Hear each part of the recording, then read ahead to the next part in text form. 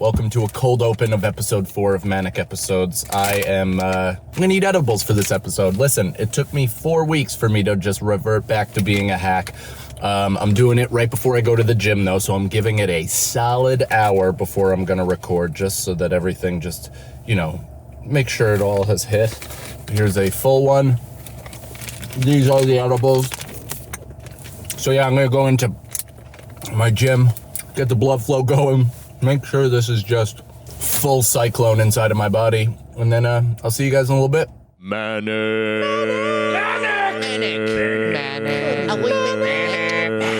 episodes. Oh God, if I film, is this bad? Am I too backlit?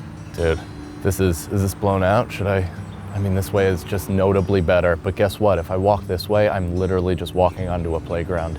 And without my son in these sweatpants with this erection, I can't make that happen. Maybe I'll just walk backwards.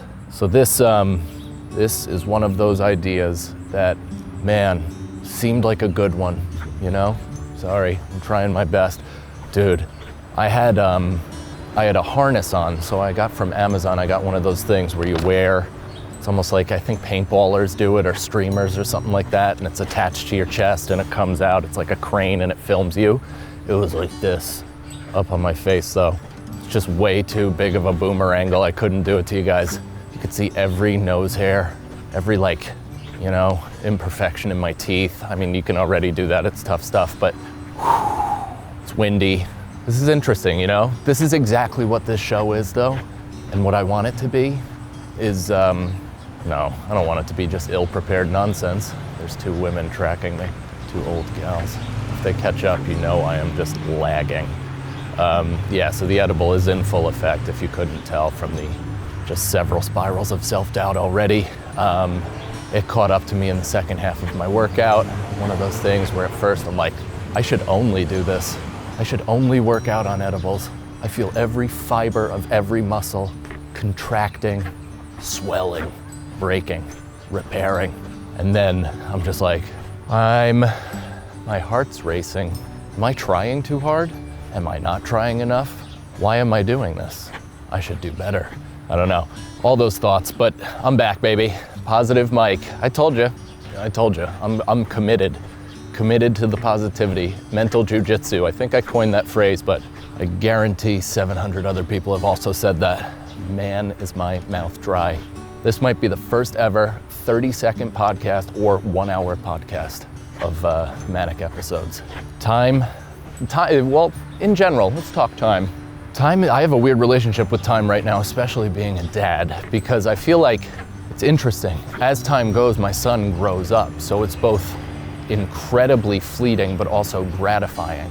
Like I'm just watching this human being develop and become who they're going to be and just flourish in so many different ways, hit adversity, get past it. I'm watching the movie Rudy on an everyday basis, but my son is the star instead of Sean Astin.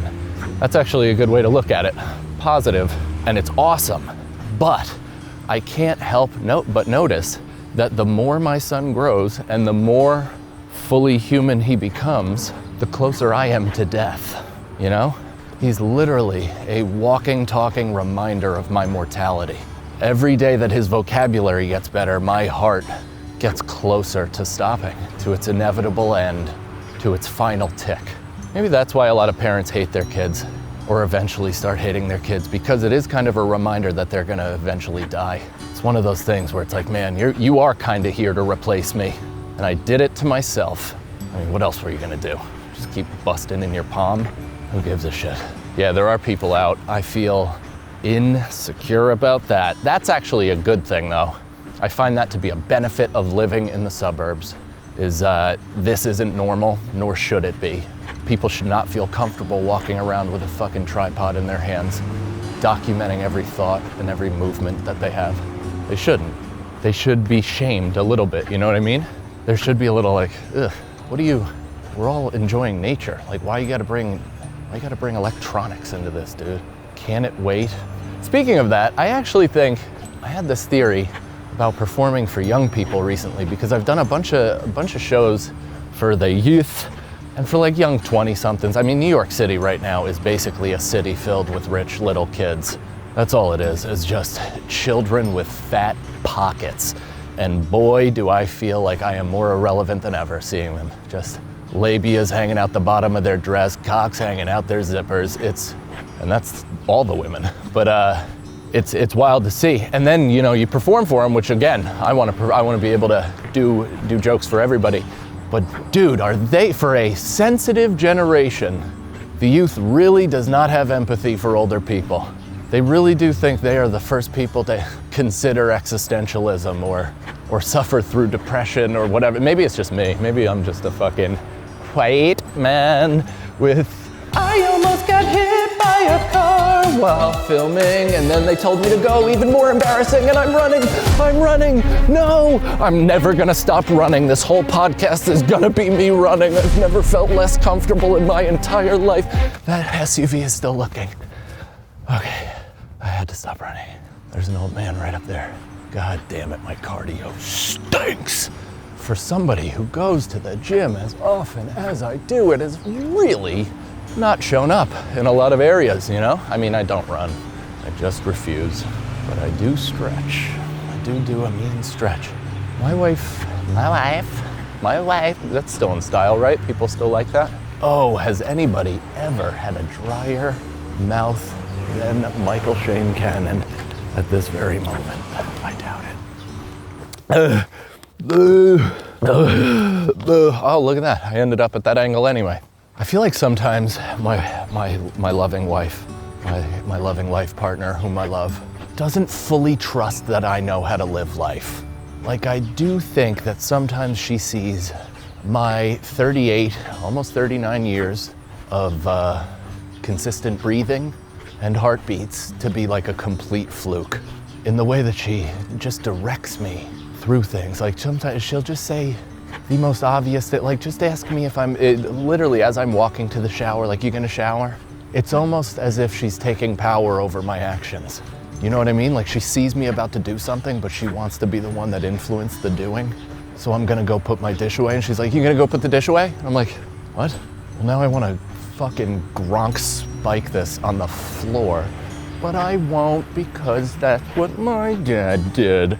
And I don't know. Sure, that's probably paranoia, but I do think that there's some subliminal messages that my wife is sending me on a daily basis to kind of influence my behavior and or influence my need for her. What is that, Stockholm? Stockholm, which I recently heard was actually just a made-up syndrome for hysterical women. My manager's calling right now, but guess what, buddy? Your client's doing a podcast that he's not sure he's gonna release, so I'll call you back.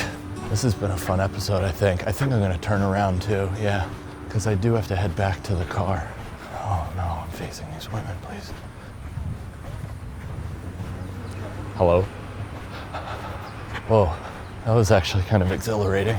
I wake up, you should have breakfast. What? Yeah, I know.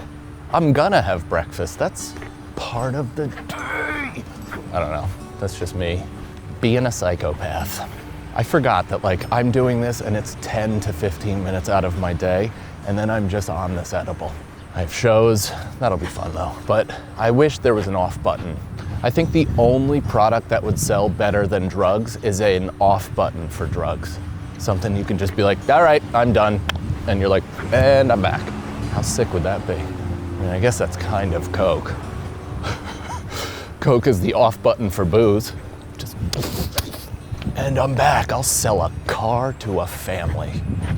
That's how I always felt. If I had like 35 drinks in me and then I did a hands, I'd be like, dude, give me anything to sell. I'll sell you this pen, whatever you want. Oh, I'm not even slowly, rapidly spiraling and declining, and I'm starting to look at neighboring houses as if there's gonna be like gunmen in the windows. I used to think my parents were nuts, you know? I would genuinely think that they were insane. And now that I have a kid, I realize that, like, I was right. They were insane, but it's necessary. Because as you're a parent, you're just riffing. The whole thing is riffing. It's making things up in the moment. You're coming up with fables, basically, like, that are supposed to last the test of time for generations. Hopefully your kid remembers it and tells their kid with, you know, a button. You're basically writing the Bible on the spot for your child. But their end, as is in the Bible, your stories are contradicting the shit out of each other. And your kid's like, what? And you just have to look them in the eye and be like, no, they don't. They both are true. And it makes sense. Lesson learned. I'm writing the Bible. Manic. Manic. Manic. Manic. Episodes.